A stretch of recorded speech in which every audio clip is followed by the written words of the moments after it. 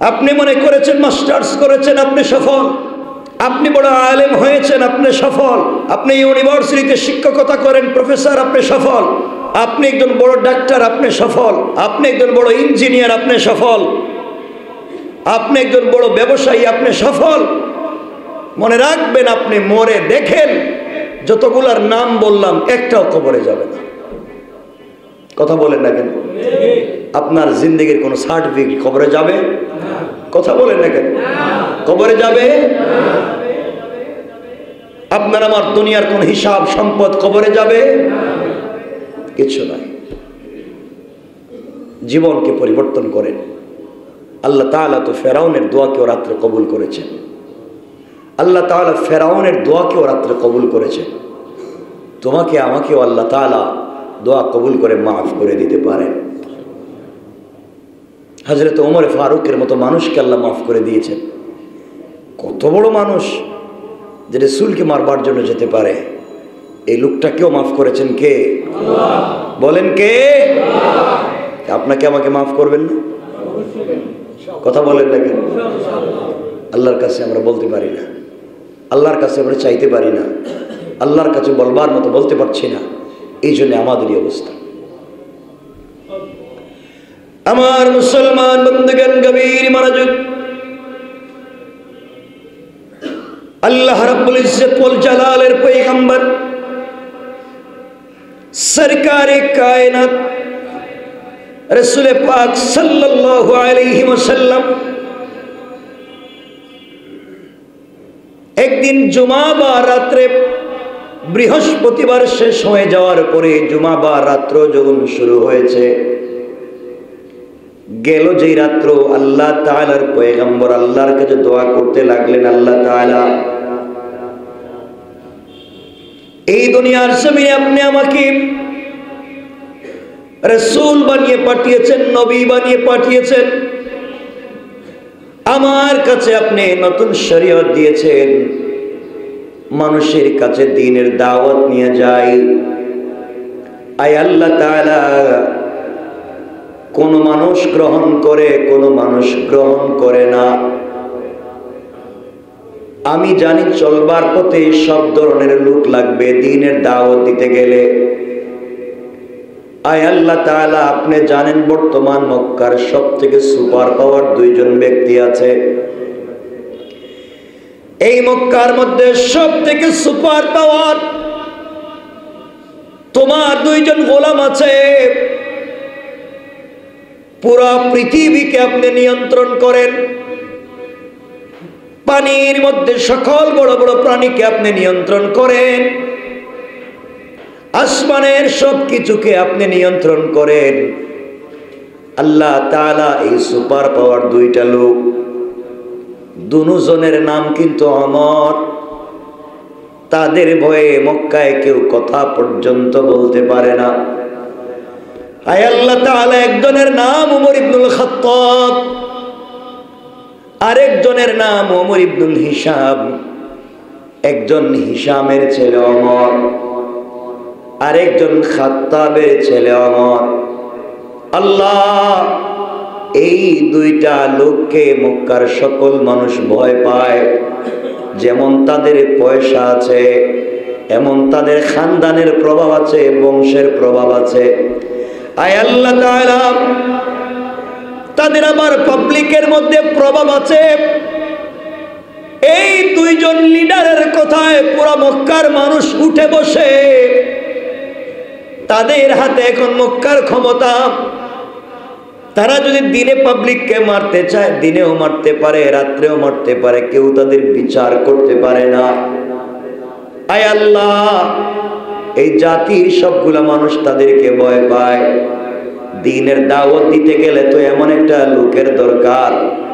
আল্লাহ তাআলা, আপনি কি পারেন না দুইজন অমর থেকে, যাকে আপনার পছন্দ হয়, যাকে আপনার ভাল লাগে, যাকে দিয়া দ্বীনের কাজ হবে, তার দিলের ভিতরে তোমার ভয় ঢুকাইয়া দিয়া আমার মহব্বত তার অন্তরে প্রজ্বলিত করে কোরআনের টানে যদি তাকে কাছে নিয়ে আসা যায়, আমার মন বলছে এই ধরনের লোককে দিয়া এই জমিনে দ্বীনের কাজ করা যাবে। কোন সুবহানাল্লাহ, আল্লাহু আকবার।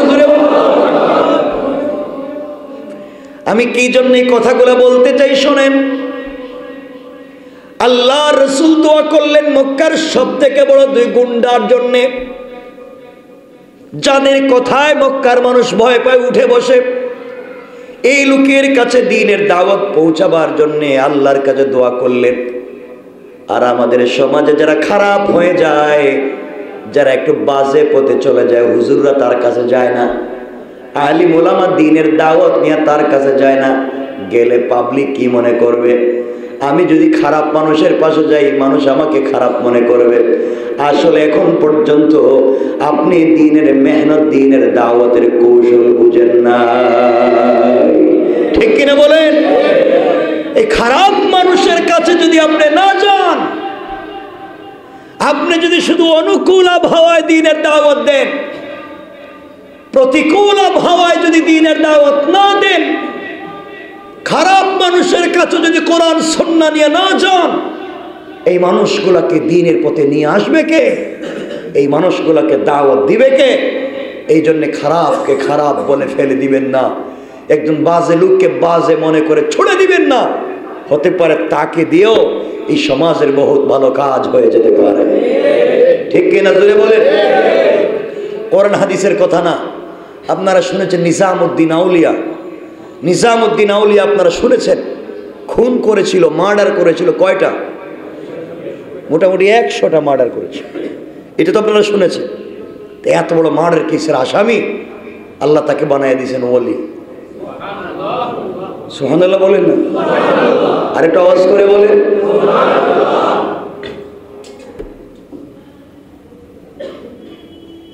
মনে রাখবেন, এই জন্য রবের কাছাকাছি আসতে হয়। আল্লাহর রাসূল দোয়া করে দিলেন দুই ওমরের জন্য। আল্লাহর কাছে বলছেন, আল্লাহ তাআলা এই মক্কার মানুষের কাছে দ্বীনের দাওয়াত পৌঁছে দিতে গেলে এমন একজন লোকের দরকার, এই লোক ছাড়া দ্বীনের দাওয়াত পৌঁছে যাবে না। আমি তোমার কাছে বলছি আল্লাহ, এই লোকদের কথা তো মানুষ শুনে, এই লোকদের দরকার। হযরতে রাসূল পাক সাল্লাল্লাহু আলাইহি ওয়াসাল্লাম দোয়া করলেন। সকাল হয়ে গিয়েছে, দিনের বেলা, সকাল বেলা কাবা চত্বরের পাদদেশে, কাবা চত্বরের কাছে বসে আবু জাহেল পুরা মক্কার লিডারদেরকে নিয়ে মিটিং করতে লাগলো। আবু জাহেল পুরা মক্কার বড় বড় লিডারদেরকে নিয়ে মিটিং করতে লাগলো। মিটিং এর মূল প্রতিপাদ্য হলো, মিটিং এর মূল উদ্দেশ্য হলো, কর্মসূচি হলো মুহাম্মদকে কেমনে আটকানো যায়, দ্বীনের দাওয়াত থেকে মুহাম্মদকে কেমনে ফিরিয়ে দেওয়া যায়। 1 নাম্বার হলো তার দ্বীনের দাওয়াত কেমনে বন্ধ করা যায়। বলেন, এক একজন এক এক পরামর্শ দিতে লাগলেন। কেউ বললেন তাকে দেশ থেকে বের করে দেওয়া হোক, কেউ বললেন তাকে দুনিয়ার লোক দেখানো হোক। এক একজন এক এক পরামর্শ দিতে লাগলেন। আবু জাহেল ওমরকে জিজ্ঞাসা করো, ওমর রে তোমার পরামর্শ কি? ওমর বললেন, আপনি বলেন তো কি করা যায়। আবু জাহেল বলছে, আমার পরামর্শ দেশ থেকে বাইর করে দিতে পারি, অন্য জায়গায় গিয়েও তো সেম দাওয়াত দিবে, মানুষকে আবার ইসলামের দাওয়াত দিবে। কেউ বলল, আমরা যদি তাকে উপহার উপঢৌকন দুনিয়ার পয়সা পাতি দেই, তাহলে তো সেও তো পয়সার মালিক হয়ে যাবে, একদিন আমাদের উপরে ক্ষমতা দেখাবে। পরামর্শ এক একজন এক একটা দিতেই লাগলো, আর তারা পরামর্শগুলা গবেষণা করতে লাগলো। এর ভিতরে আবু জাহেল ডাক দিয়ে বলছে, আমার পরামর্শ হলো খতম করে দেওয়া, জমিন থেকে উঠাইয়া দেওয়া। জমিন থেকে যদি উঠাইয়া দেওয়া যায় তাহলে সব কেচ্ছা খতম হয়ে যাবে। কিন্তু এই মজলিসে কে আছো? এই মক্কার এত বড় পাওয়ারফুল লিডারকে, এই মক্কার ভিতরে এত বড় জবরদস্ত জওয়ান কে আছো যিনি মুহাম্মদ ইবনে আব্দুল্লাহর মাথা কেটে ফেলতে পারবে, জমিন থেকে তাকে উঠিয়ে দিতে পারবে? কে আছো? কেউ যখন কোনো কথা বলে না, বড় বড় লিডারেরা বসে আছে, কেউ যখন কোনো কথা বলে না, আবু জাহাল বলছে যেই ব্যক্তি মুহাম্মদ ইবনে আব্দুল্লাহর মাথা কেটে এনে দিতে পারবে তাকে 100 উট পুরস্কার দেওয়া হবে।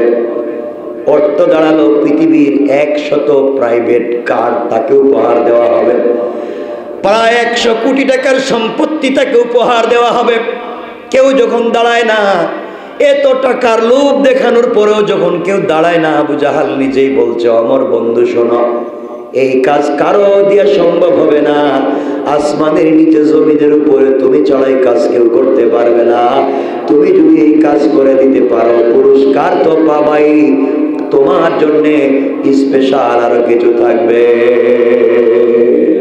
নাউজুবিল্লাহ পড়েন, জোরে পড়েন। ওমর বলছেন, আমিও বুঝতে পারছি এই কাজ আমাকে ছাড়া কেউ করতে পারবেন না, কারণ মুহাম্মদের মাথা কাটা এটা সাধারণ কোনো কাজ না, এটা আমাকে দিয়ে সম্ভব। নাউজুবিল্লাহ বলেন। ওমর বলতেছে, তারা এই সিদ্ধান্তে পৌঁছে গেল কেন? হঠাৎ করে তারা এই সিদ্ধান্তে পৌঁছে যায় নাই। এর আগে সবাই মিলে একবার রাসূল পাকের কাছে আসলো, এসে ডাক দিয়া বলল, মুহাম্মদ ইবনে আব্দুল্লাহ, তুমি কালিমার দাওয়াত দিয়ে বন্ধ করে দাও। যেই কালিমার দাওয়াত তুমি মক্কার আনাচে কানাচে গলিতে গলিতে দেও, তুমি কুরাইশ বংশের ছেলে, তোমার সম্মান আছে, তোমার বাবার দাদার চাচার সম্মান এলাকায় আছে, তুমি যা শুরু করেছো এটা বন্ধ করে দাও, বিনিময়ে কি চাও? মুহাম্মদ, তুমি যদি বলো এই পৃথিবীর বিশ্ব সুন্দরী মেয়ে তোমাকে দিলে তুমি দাওয়াত বন্ধ করে দিবে,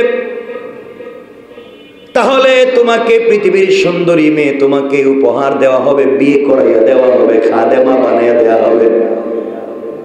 এরপরেও তুমি দ্বীনের দাওয়াত বন্ধ করে দাও। সুতরাং এই পৃথিবীতে ভালো মানুষের পিছনে মেয়েদেরকে লেলিয়ে দিয়ে চরিত্র নষ্ট করার কৌশল এটা নতুন না, এটা শুরু করেছে তাদের লিডার বড় শয়তান আবু জাহাল। ঠিক কি না বলেন? আবু জাহাল এই কাজ শুরু করেছে। পাক সাল্লাল্লাহু আলাইহি ওয়াসাল্লাম বললেন, পৃথিবীর কোন নারীর লোভ দেখিয়ে দিন থেকে আমাকে সরিয়ে দেওয়া যাবে না, এই কাজ আমি করতে পারবো না।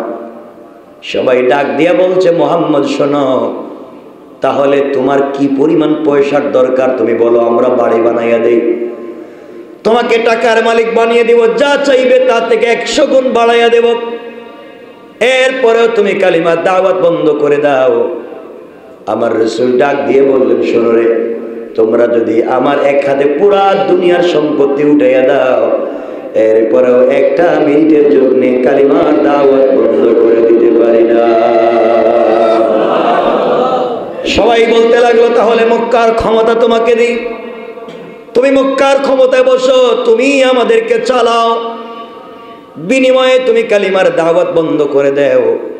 রাসূল বললেন, খেয়ে থাকবো না খেয়ে থাকবো, বাঙ্গা করে থাকবো, এর ভিতরে থেকেও দ্বীনের দাওয়াত দিব। আমি ক্ষমতাও চাই না, সম্পদও চাই না, নারীও চাই না, আমি দ্বীনের দাওয়াত দিতে চাই। তারা কোনোভাবে যখন রাসূল পাককে প্রলোভনে ফেলতে পারলো না, তখনই সিদ্ধান্ত নিয়েছে দুনিয়ার জমিন থেকে তাকে উঠিয়ে দেবে। আমার বন্ধুগণ, এই দুনিয়ার জমিনে কেউ কালিমার দাওয়াত দিলে মিষ্টি পায়, কেউ কালিমার দাওয়াত দিলে খুরমা পায়, জিলাপি পায়, বিরিয়ানি পায়, আর কেউ কালিমার দাওয়াত দিতে গেলে বাধার সম্মুখীন হয়ে যায়। মনে রাখবেন, আপনি কালিমা কাউকে রাখছেন কালিমা পড়াবার জন্য, আর এই জমিনে কেউ কালিমার দাওয়াত দিলে তার জমিনে চলাফেরা কষ্ট হয়ে যায়।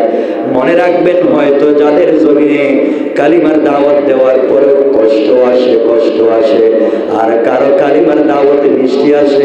মনে রাখবেন, সবার দাওয়াত কিন্তু পৃথিবীতে এক না। রাসূল পাক সাল্লাল্লাহু আলাইহি ওয়াসাল্লামের কাছে এইভাবে যখন তারা কোনোভাবে প্রলোভন দিয়ে আটকাতে পারল না, রাসূল সাল্লাল্লাহু আলাইহি ওয়াসাল্লাম দ্বীনের দাওয়াত দিতেই লাগলেন, দ্বীনের দাওয়াত দিতে লাগলেন। কোনোভাবে যখন তারা তাকে আটকাতে পারল না, তিনি একটা কথা বলতেন, হাসবি আল্লাহ, আল্লাহ আমার জন্য যথেষ্ট, যে আল্লাহ আমাকে কালিমার দাওয়াতের কথা বলছেন। আমার যদি জীবন চলে যায়, চলে যেতে পারে রে, আমার জীবনের বিনিময় হলেও আল্লাহর জমিনে আল্লাহর দ্বীন কায়েম করতে চাই। আল্লাহু আকবার বলেন। আপনার আমার দ্বীনের জিন্দেগির কত দাম, আপনার আমার জিন্দেগির কত দাম, জীবনের কত দাম। আর রাসূলের জীবনের দাম ছিল না? কথা বলেন না কেন? তিনি এত কষ্ট করে জমিনে দ্বীনের দাওয়াত দিলেন। তোমার আমার তো জীবনের কত দাম। আমরা যদি মরে যাই, যদি বিপদে পড়ে যাই, সত্য কথা বলি না, দ্বীনের দাওয়াত দেই না, কোরআনের কথা বলি না, যদি মরে যাই, যদি বিপদে পড়ে যাই। আমার বন্ধুগণ, রাসূল পাক সাল্লাল্লাহু আলাইহি ওয়াসাল্লামকে প্রলোভন দেখিয়ে তারা পারল না। এক পর্যায়ে Abu Jahl, Abu Lahab, Utba, Shaiba, Mughira, Abu Sufyan সবাই মিলে পরামর্শ করলো, এই যা শুরু করেছে মুহাম্মদ, এত প্রলোভন দেখালাম, লোভ দেখালাম, কালিমার দাওয়াত বন্ধ করে। কথা বলেন না, কথা বলেন নাকি? কালিমার দাওয়াত বন্ধ হয়েছে? হয়েছে? হয় নাই। কি করা যায়? আমরা বোধহয় এর কালিমার দাওয়াত বন্ধ করতে পারবো না। একটা কাজ করি, ওকে আমরা যে প্রকাশ্যে কোরআন তিলাওয়াত করে, এটা বন্ধ করে দেই। প্রকাশ্যে আর তেলাওয়াত চলবে না, প্রকাশ্যে আর কোরআনের আওয়াজ চলবে না। সবাই বলে এটা একটা ভালো কাজ। এখন আবু সুফিয়ান মিলে, সবাই মিলে পৃথিবী থেকে বিশ্ব সুন্দরী গায়িকা নায়িকাদেরকে ভাড়া করে আনা হলো। রাসূল যেখানে বসে কোরআন তিলাওয়াত করেন, এর পাশেই তারা নর্তকীদেরকে দিয়ে কনসার্টের আয়োজন করলো। পুরা মক্কার মানুষকে দাওয়াত করলো, সাথে বিরিয়ানিরও ব্যবস্থা করলো, খানা পিনার ব্যবস্থা করলো, নাচ গানের ব্যবস্থাও আছে, খানা দানার ব্যবস্থাও আছে, সব আছে। মক্কার মানুষকে দাওয়াত করলো, আসো না এখানে গান শুনি। আমার বন্ধুগণ, সবাই যখন হাজির হয়ে গেল, গান শুরু হয়ে গিয়েছে। বিশ্ব সুন্দরী নর্তকী গায়িকাদেরকে দিয়ে গান করানো হচ্ছে। মক্কার সবাই গান উপভোগ করতেছে। এমন সময় কিছু দেরে আবার রাসূল কোরআন থেকে তেলাওয়াত শুরু করে দিলেন। তেলাওয়াত যখন শুরু হয়ে গিয়েছে, আস্তে করে নর্তকী তার গান বন্ধ করে রাসূলের দিকে তাকিয়ে রয়েছে। আল্লাহু আকবার। ডাক দিয়ে বলছে, তোকে এত টাকা দিয়ে ভাড়া করে আনলাম, তার বিপরীতে, কোরআন তিলাওয়াতের বিপরীতে মানুষকে গানের দিকে আকৃষ্ট করবার জন্য তোমাকে এনেছি, কিনা তুমি গান বন্ধ করে দিলা। নর্তকী ডাক দিয়ে বলছে, শোনো, তোমরা আমাকে পয়সা দিয়েছো, আমি যে জবান দিয়ে, যে গলা দিয়ে গান গাইতে যাই, সেই গলার মালিক আমাকে দিয়ে গান গাওয়াতে চায় না। যে আওয়াজ আমার কানে এসেছে, যেই তেলাওয়াত আমার কানে এসেছে, আমার ভিতরে বয় ঢুকে গিয়েছে, আমি আর তেলাওয়াত গান গাইতে পারবো না। এখনই তার দরবারে চলে যেতে চাই, আর আমিও গান ছেড়ে কালিমা পড়ে মুসলমান হয়ে যেতে চাই। আল্লাহু আকবার বলে। তারা দেখলো এটা দিয়েও কাজ হচ্ছে না, যাকে পয়সা দিয়ে আনি তাকে দিয়েও তো এই কাজ হাসিল হচ্ছে না। মুহাম্মদ কি এমন জাদু করেছে? এখন তারা বলতে লাগলো, মুহাম্মদ জাদুকর, মুহাম্মদ পাগল, আল্লাহ তাআলা এগুলার জবাব দিতে লাগলেন। এরপরে তারা সিদ্ধান্ত নিল, না না, প্রকাশ্যে যদি এভাবে দ্বীনের দাওয়াত দিতেই থাকে তো বিপদ। এভাবে করতে করতে চলে এসেছে হজ্জের সময়। মুসলমান আমরা যেভাবে হজ করি, আমাদের আগে জাহিলিয়াতের যুগেও হজ ছিল। ওই সময় তারা আমাদের মতো এভাবে হজ করতো না, উলঙ্গ হয়ে হজ করতো, তাওয়াফ করতো, উলঙ্গ হয়ে কাবাগর তাওয়াফ করতো। তারা চিন্তা করত যে কাপড় পরে গুনাহ করেছি, এই কাপড় পরে আল্লাহর ঘরে যাওয়া যায় না, এই জন্যে তারা কাপড় চোপড় খুলে আল্লাহর ঘর তাওয়াফ করত। কিন্তু যে যন্ত্রপাতি দিয়া তারা গুনাহ করে, এগুলা তাদের সাথে আসেন। হাত দিয়ে গুনাহ করেন, হাতের গুনাহ নাই, চোখের গুনাহ নাই, নাকের কানের গুনাহ নাই, এগুলা তাদের সাথে আছে। আছে। আবু জাহাল ঘোষণা করে দিলাম, মক্কার মুড়ে মুড়ে যত পয়েন্ট দিয়া মক্কায় ঢুকা যায়, শহরে ঢুকা যায়, যত পয়েন্টে কাবা গড়ে ঢুকা যায়, প্রত্যেকটা পয়েন্টে লোক লাগাইয়া দিল, ভাড়াটিয়া লোক লাগাইয়া দিল, বেতন দিয়া লোকদেরকে বসাইয়া দিয়েছে। আর বলছে, তোমরা যখন মানুষ হজের জন্য আসবে, তওয়াফের জন্য আসবে, তোমরা বলে দিবা মক্কা একটা পাগল আছে, এর ধারে কাছেও যাইও না, এর কাছে গেলে তোমাদেরকে পাগল বানাইয়া দিবে। কি আউল ফাউল কথা বলে, মানুষের জাদুর মতো মন্ত্র দিয়ে আকর্ষণ করে ফেলে। মানুষের কানে কানে কথাগুলো পৌঁছে দিতে লাগলো। মানুষ চিন্তায় পড়ে গেল, ব্যাপার কি, এমন কোন পাগল রে মক্কায় আসছে নতুন, যে এই পাগলকে আটকাবার জন্য মক্কার বড় বড় লিডারেরা রাস্তায় নেমে গিয়েছে। সুতরাং পাগলটাও মনে হয় ছোট না, এই পাগলকে দেখা লাগবে। আল্লাহু আকবার। আল ইনসানু হারিসুন ফিমা মুনিআ, মানুষকে যা নিষেধ করা হয় তার প্রতি আকর্ষণ কমে না বাড়ে? কথা বলেন না কেন? ডায়াবেটিস রোগীরে বলছে মিষ্টি খাইও না, এর মিষ্টি দেখলেই আর জান মানে না, খাইতে গেলে মন চায়। কথা বলেন না কেন? যা নিষেধ করা হয় এটাই তার ভালো লাগে। পাবলিককে নিষেধ করা হয়েছে, বড় একটা পাগল মক্কায় এসেছে, তোমার ধারে কাছেও যেও না। তোমাদেরকে শুধু পাগল বানাবে তা নয়, পুরা ফ্যামিলি শুদ্ধ পাগল বানায় দিবে। এমন কি এই পাগলের কাছে গেলে এমন পাগল এমন কথা বলে, ছেলের সঙ্গে বাবার, মেয়ের সঙ্গে মায়ের সব সম্পর্ক বিচ্ছিন্ন হয়ে যায়। পাবলিক চিন্তায় পড়ে গেল, এমন পাগল সবার সাথে সম্পর্ক নষ্ট করে দেয়, এই পাগলের দরকার দেখার দরকার আছে না নাই? কথা বলেন না কেন? আপনারা হইলে কি দেখতে যাইতেন না? যাইতেন না? আপনাদেরকে যদি নিষেধ করা হয় যায়, এখানে বিশাল একটা অজগর সাপ রাস্তায় বাইরে হয়ে গেছে, আপনার বাইরেন না? বাইরেন না মানে দেখবেন, হ্যাঁ চিপায় চাপাইকে দেখতেছে কই গেল। কথা বলেন না কেন? কোনোভাবে হইলে দেখা যায় কিনা? তো মানুষকে যা নিষেধ করা হয় তার প্রতি দুর্বলতা তৈরি হয়ে যায়। মানুষ চিন্তা করলো ঘটনা কি, আবু জাহেলও দেখি রাস্তায় নাইমা পাবলিককে বলতেছে, তোমাদের পায়ে ধরি হাতে ধরি এর কাছে যাইবে না। সব লিডারেরা রাস্তায় নামছে, পাবলিক ওই এই জাদুকররা দেখা লাগবে। মক্কায় গিয়েই পাবলিক রিজিকায় নতুন যে পাগল হয়েছে এটা কই? সুবহানাল্লাহ বললেন। আমার রাসূল তখন হাতিমে কাবার কোনো কর্নারে বসে বসে কোরআন তিলাওয়াত করতেছে। সুবহানাল্লাহ তো আসতে বললেন, আল্লাহু আকবার জোরে বলেন, আরো জোরে আওয়াজ করে পড়েন আল্লাহু আকবার।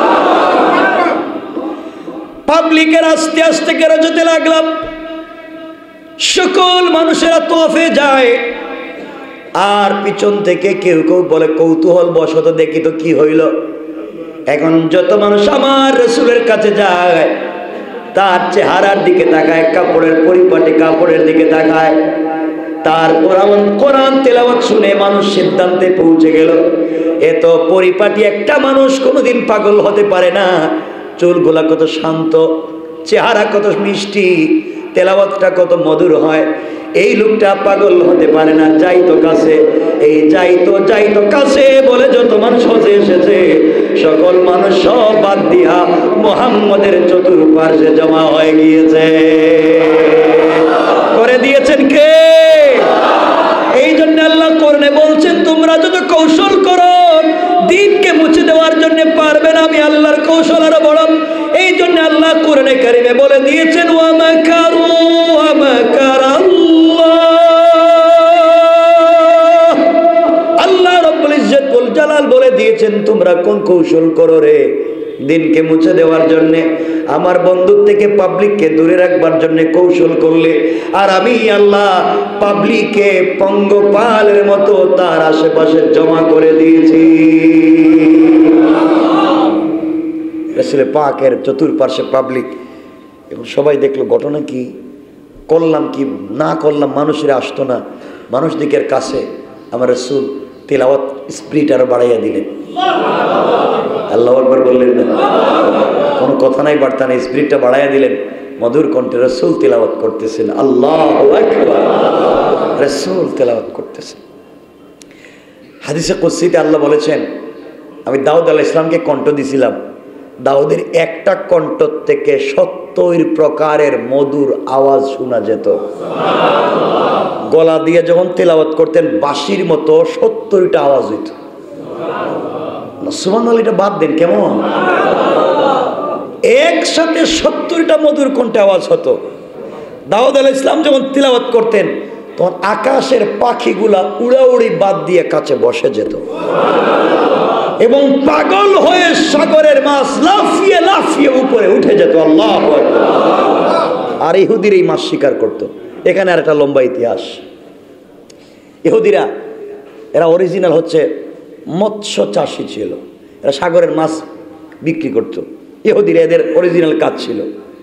ওরা দাউদ আলাইহিস সালাম তেলাওয়াত করতেন, তো সাগরের পাড়ে বসে তিনি যেদিন তেলাওয়াত করতেন শনিবারে, পুরা মাছ সব উঠে যেত আর এগুলো তারা ধরে ধরে বিক্রি করত। আল্লাহ আয়াত নাজিল করে জানাইয়া দিলেন দাউদকে যে ওদেরকে বলে দেন এই অবলা মাছগুলোকে যেন তারা বিক্রি না করে, পাগল হয়ে আপনার তেলাওয়াত শুনে আসে আর পাগলের মতো তারা থাকে, আর এই অবস্থায় তাদেরকে ধরে বিক্রি করা ঠিক না।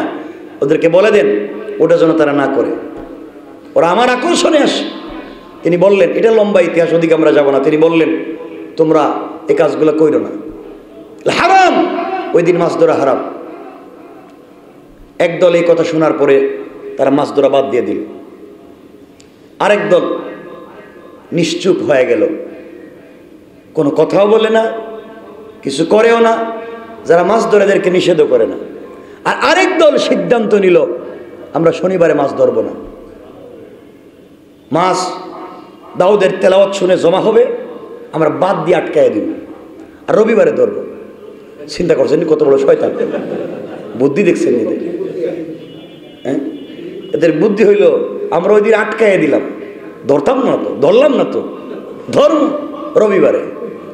চিন্তা করছেন আল্লাহরেও ঠকায়। আল্লাহ তাআলা এদের উপরে আযাব দিলেন, সবগুলোর ধ্বংস করে দিতে চাইলেন। আমি বলতে চাইলাম এই দাউদ আলাইহিস সালামের তিলাওয়াতের চাইতেও আমার রাসূলের তিলাওয়াত আরো 1000 গুণ বেশি মধুর। আল্লাহু আকবার।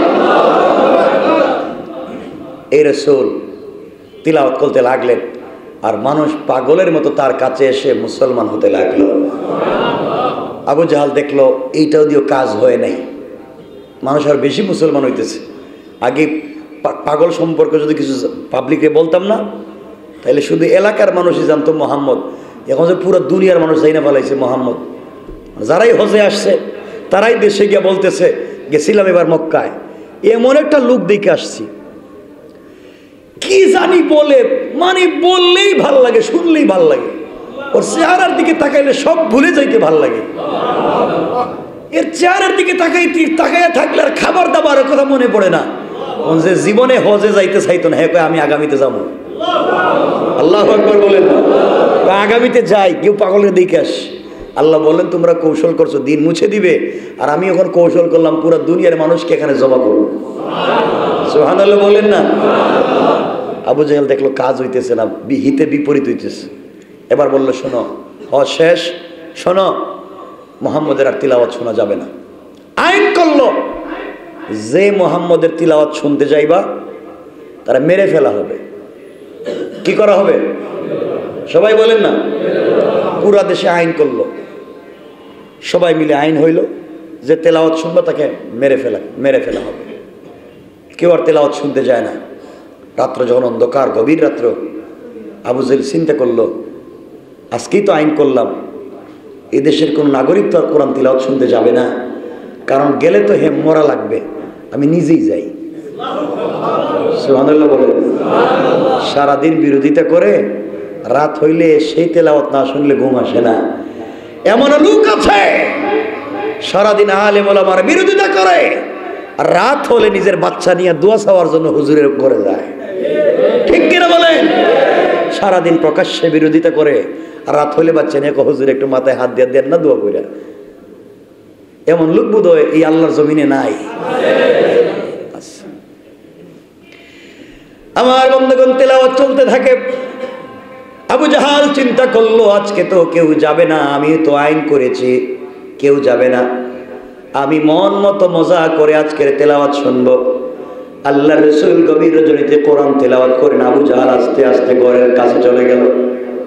ঘরে দেয়ালে কানটা লাগাইয়া তেলাওয়াত শুনতে লাগলো। আবু সুফিয়ান চিন্তা করলো, আবু জাহেল তো আইন করছে, হেও আসবে না, কেউ আসবে না, আমি যাই। হেও হাজির, উতবা সাহেবা সকলেই হাজির। ফজরের সময় হয়, সকাল যখন উদিত হয়ে যায়, নবীজি কোরআন তিলাওয়াত বন্ধ করলেন। চিন্তা করলো সকাল হওয়ার আগে আগে দৌড় দিই, পাবলিক দেখার আগে দৌড় দিই। পাবলিক দেখার আগে যখন আবু জাহেল দৌড় দিছে তখন উষ্টা খায়া পড়ে গেছে। দেখে কে রে, কার পায়ে ধাক্কা খায়া পড়ে গেলাম। তুই কে? আমি তো আবু জাহেল। তুমি কে? আমি তো আবু সুফিয়ান। তুমি এখানে কেন? তুমি এখানে কেন? আমি তো ভাল লাগে না, বাড়িতে ঘুম আসে না, কোরআন তিলাওয়াত শুনতে আইছিলাম। আমি তো সেম। আমরা না আইন করছিলাম? আইন তো করছি ঠিকই, কিন্তু রাত্রে তো ঘুম আসে না। আল্লাহু আকবার! কোরআনের তেলাওয়াতের কি পাওয়ার, কি মজা, কি স্বাদ! ঘুম আসে না, ওইভাবে কাজ হইতো না। আগামীতে আবার আইন কর, আগামীকালকে, যে আমরা যেন না যাই। একজনের হাতের উপর আরেকজন হাত রাইকা ওয়াদা করলো, আজকে আর কেউ যাব না। রাত্র যখন গভীর, আবু সুফিয়ান চিন্তা করলো নিশ্চয়ই আবু জাহেল আজকে আসবে না, আমি আজকে একা থাকুন। সে আজকে একা হাজির। আবু জাহেল চিন্তা করলো আজকেও কেউ যাবে না, আমি যাই। আবার দেখা যায় সকালবেলা সব আবার হাজির। আল্লাহু আকবার বললেন না? এই আকর্ষণ তৈরি করে দিয়েছেন কে? আওয়াজ করে বলেন কে? সবাই সিদ্ধান্ত নিল, ঘটনা কি? এইভাবে যদি চলতে থাকে পাবলিককে তো আটকানো দূরের কথা, আমরাই তো আটকে থাকতে পারবো না। বাদ দেও, ওরে মাইরেই ফেলাইয়া দেই। এই হলো পরামর্শ যে মোহাম্মদকে এবার মেরে ফেলে দেওয়া দরকার। দায়িত্ব দেওয়া হলো অমরকে। আর যেদিন দায়িত্ব নিয়ে অমর রসুলকে মারতে আসবেন, ওই দিন রাত্র ইশার পরে তাহাজ্জুদের আগে জুমাবার রাত্রে রসুল পাক উপর দিকে দুটো হাত উঠাইয়া আল্লাহকে বলতেছেন, আল্লাহ এই দুই অমর, এদের কথাই তো মক্কার মানুষ উঠে আর বসে। এই লোকগুলা যদি দিনের পথে চলে আসে, আমি জানি এদেরকে দিয়েও দিনের বহুত কাজ হয়ে যাবে। আল্লাহু আকবার! আমাকে দিয়া, একজন বড় পীর সাহেবকে দিয়া দিনের যেই কাজ হবে না, একজন বড় সন্ত্রাসকে দিনের পথে নিয়ে আসলে তাকে দিয়েও এই কাজ হয়ে যেতে পারে। ঠিক কিনা বলেন? আমার বন্ধুগণ আমার দায়িত্ব নিলেন, নাঙ্গা তরবারি হাতে নিলেন, রসুলকে মেরে ফেলবার জন্য ঘর থেকে বের হলেন। রাস্তা দিয়ে চলতে লাগলেন, মাথায় তার রক্ত উঠে গিয়েছে, মুহাম্মদকে মেরে ফেলা লাগবে। কয়েকজন লোক মাত্র মুসলমান হয়েছেন, রাস্তায় এসে দেখেন একজন সাহাবীর সঙ্গে দেখা। সাহাবী ডাক দিয়া বলল, ওমর যাও কই? যাই মুহাম্মদ ইবনে আব্দুল্লাহকে মেরে ফেলবার জন্য তরবারি হাতে নিয়ে যাই। সাহাবী ডাক দিয়ে বললেন, মুহাম্মদকে মেরে কোনো লাভ নাই, আগে নিজের ঘরের খবর নেও। তোমার বোন যার নাম ফাতেমা, তোমার বোন কয়েকদিন আগে মুসলমান হয়েছে তার স্বামীরে নিয়া। তুমি যাকে মারতে যাও তাকে যাওয়ার আগে নিজের ঘর সামলাও। এই কথা শুনে ওমর গরম হয়ে গেলেন। ওমর তো এমনি গরম মানুষ। এবার রাস্তা চেঞ্জ করে রসুলের বাড়িতে না গিয়ে আস্তে আস্তে চলতে লাগলেন নিজের বোনের বাড়িতে। বোনের বাড়ির দরজার পাশে যখন পৌঁছে গেলেন, কান লাগাইয়া শুনে ঘরের ভিতর থেকে মিটমিট কণ্ঠে কোরআনের তিলাওয়াত শোনা যায়।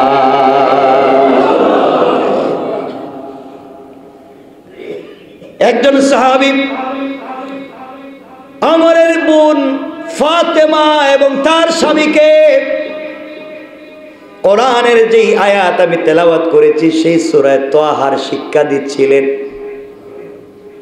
হযরত ওমরের কোন কণ্ঠ শুনে, আওয়াজ শুনে কারি যিনি তিলাওয়াত করতেছিলেন ঘরের কর্নার দরজার ছিপায় লুকিয়ে গেলেন।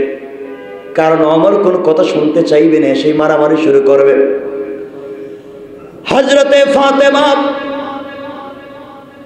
দরজা খুলে দিলেন, আমার ঘরের ভিতরে ঢুকলেন, তরবারির উল্টা পিঠ দিয়া নিজের বোনের স্বামী বগ্নিপতির মাথায় আঘাত করতে লাগলেন। এলো পাথাড়ি আঘাতে মাথা ফেটে গেল, ফিনকি দিয়ে রক্ত পড়তে লাগলো। তোমরা এত বড় নিমক হারাম বেয়াদব, তোমরা কেন মুহাম্মাদের ধর্ম গ্রহণ করলে? কিসের আওয়াজ আমি শুনেছি? তোমরা কেন কোরআন তেলাওয়াত করলে? কেন তোমরা এই কাজ করেছো? আমাকে জবাব দেও, নচেৎ মেরে ফেলবো। বোন যখন নিজের স্বামীকে বাঁচাতে এসেছে, বোনকেও তিনি আঘাত করেছেন, বোন রক্তাক্ত হয়ে গিয়েছে। এবার বোন ভাইয়ের সামনে দাঁড়িয়ে বলছে, শোনো আমার, তোমার শরীরে যেই খাত্তাবের রক্ত আছে, আমি ফাতেমার শরীরে সেই খাত্তাবের রক্ত আছে। তোমার বাবা যেই খাত্তাব, আমার বাবা সেই খাত্তাব। আমি খাত্তাবের মেয়ে বলছি, আমি কালিমা পড়েছি, আমার স্বামী কালিমা পড়েছে। সাহস থাকলে আমারে মারো, মরে যেতে পারি, জীবন দিয়ে দিতে পারি, কালিমা পড়েছি। রাসূলের প্রেমে পাগল হয়েছি, জীবন দিয়ে দিতে পারি, যৌবন দিতে পারি, বিসর্জন দিতে পারি। তুমি আঘাত করে করে মেরে ফেলতে পারো ভাইরে, কিন্তু একটা মিনিটের জন্য কোরআন কালিমা ছাড়তে পারি না। আল্লাহু আকবার।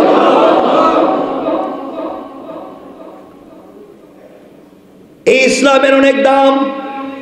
তোমার আমার জিন্দগির দামের চাইতে তোমার গাল রসুলের গালের চাইতে দামি না। রসুলের গালে যদি মানুষ চড় দিতে পারে, তোমার দাঁত রসুলের দাঁতের চাইতে দামি না। রসুলের দাঁত তো দিনের জন্য শহীদ হয়েছে। তোমার মাথা রসুলের মাথার চাইতে দামি না। দিনের দাওয়াত দিতে গিয়ে তোমার রসুলের মাথায় লোহার কড়া ঢুকেছে। তোমার জীবনের চাইতে রসুলের জীবন অনেক দামি। তুমি কি বুঝো? রসুলের জীবনের চাইতে তোমার জীবন দামি না। আমার রসুলের মাথায় দুনিয়ার প্রাণের নাড়ি বুড়ি ফেলে দেওয়া হয়েছে, এরপরেও তিনি দ্বীনের দাওয়াতকে বন্ধ করে দিলেন না। তোমাকে আমাকে এইভাবে গোটা দুনিয়ায় দ্বীনের দাওয়াত দিতে বাধা দিতে পারে, বাধা আসতে পারে, বাধা আসতে পারে।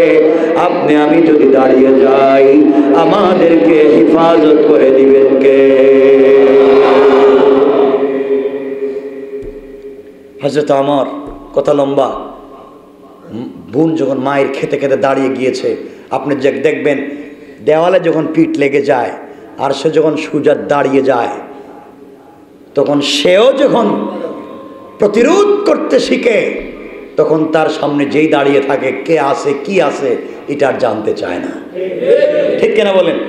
ফাতেমা বলছেন, মরেই যেহেতু যাব, কালিমা তো ছাড়বই না। তুমি ওমরেও দিকে ছাড়ো, আজকে তুমি যার ছেলে, আমি তার মেয়ে। ওমর দেখলেন শেষ পর্যন্ত মারামারি তো বোনের সাথেই লাগতেছে। তিনি বললেন, শান্ত হয়ে বললেন, বোন তোমরা যা পড়ছো এটা আমার কাছে দেও, আমি একটু দেখি কি পড়ছো। ফাতেমা বলতেন, শোনো, তুমি অপবিত্র, নাপাক, আর তোমার কাছে আমি কোরআনের কপি দিতে পারি না, আমি দিব না তোমাকে। তুমি নাপাক, তুমি আমার কোরআনের আয়াতকে তুমি ছিঁড়ে ফেলতে পারো। আমার বলছেন, দেশ না, আমি দেখি না কি পড়ছস। কেন তুই মরে যেতে চাস? রক্তাক্ত হয়ে যাচ্ছিস, সে কোরআন ছাড়তে পারিস না, কোরআনে আছে কি আমি দেখতে চাই। ফাতেমা বলছেন, আমি দিব না। ওমর বলছেন, আমি ছিড়ব না, কথা দিলাম, আমার কাছে দে। বোন বললেন, তোমাকে আগে পবিত্র হওয়া লাগবে। এই কথা বলতেই হযরত ওমর আস্তে করে ঠান্ডা হয়ে গেলেন। ভাই, কোরআনের অনেক দাম। এই একটা কপির জন্য জীবন দিতে পারে, কিন্তু তোমার হাতে দিব না। তোমার চাইতে এই কপির দাম। প্রয়োজনে তোমাকে ছাড়বো, মা বাপকে ছেড়ে দিব, কোরআন ছাড়বো না। ওমর আস্তে করে বলছেন, বোন আমার হাতে কোরআনটা তুই দিবে, আমি কি করা লাগবে? কয়, তোমাকে গোসল করে আসতে হবে। ওমর বলেন, আমি গোসল করে আসবো। আস্তে করে ওমর ঠান্ডা হয়ে গেলেন। ওমর গোসল করে আসলেন, এসে কোরআনের কপিটা হাতে নিলেন। সূরা তাহার আয়াতগুলো লেখা ছিল। পড়তে পড়তে যিনি যখন সূরা তাহার এই 14 নম্বর আয়াতে আসলেন, আমি যে আয়াত তিলাওয়াত করেছি, ইন্নানি আনাল্লাহ লা ইলাহা ইল্লা আনা ফা'বুদনি ওয়া আকিমিস সালাতা লিযিকরি, এই আয়াতে আসলেন। হাউমাউ করে কাঁদতে লাগলেন। ওমরের মতো শক্ত মানুষ তার চোখের পানিতে দাড়ি ভিজে, গাল ভিজে পড়তে লাগলো। কাঁদতে কাঁদতে বলছেন, বোন আমি আর দেরি করতে চাই না, তোমরা যে কোরআন পড়েছ, যেই মুহাম্মদের কাছে গিয়েছ, আমাকে ওখানে নিয়ে যাও, আমিও কালিমা পড়ে মুসলমান হয়ে যেতে চাই। আল্লাহু আকবার। সাহাবী বের হয়ে আসলেন, লম্বা ইতিহাস, আমাদের সময় শেষ। সাহাবী এসে বলছেন, আমার মন বলছে রাসূলের দোয়া কবুল হয়ে গিয়েছে। রাসূলের দোয়া কবুল। গতকালকে রাসূল 2 ওমরের জন্য দোয়া করেছেন, ওমর ইবনুল খাত্তাব, ওমর ইবনুল হিশাম, আবু জাহালের জন্য দোয়া করেছেন, তোমার জন্য দোয়া করেছেন। আমার মন বলছে তোমার হালতে রাসূলের দোয়া কবুল হয়ে গিয়েছে। এরপর থেকে লম্বা আলোচনা। এখন ওমর রাসূল পাকের দরবারে যাবেন, কালিমা পড়বার জন্য কেমনে যাবেন, কেমনে আসবেন, আর কালিমা পড়ে কি কথা তিনি বলবেন, লম্বা আজকে সেখানেই রেখে দিতে চাইলাম। শুধু এতটুকুই বলতে লাগলাম, মানুষকে আকর্ষণ করতে পারে আল কোরআন। কি সবাই বলেন না কি? আমরা আর কিচ্ছু পারি আর না পারি, আল্লাহর ওয়াস্তে কোরআন তেলাওয়াত করবো তো ইনশাআল্লাহ।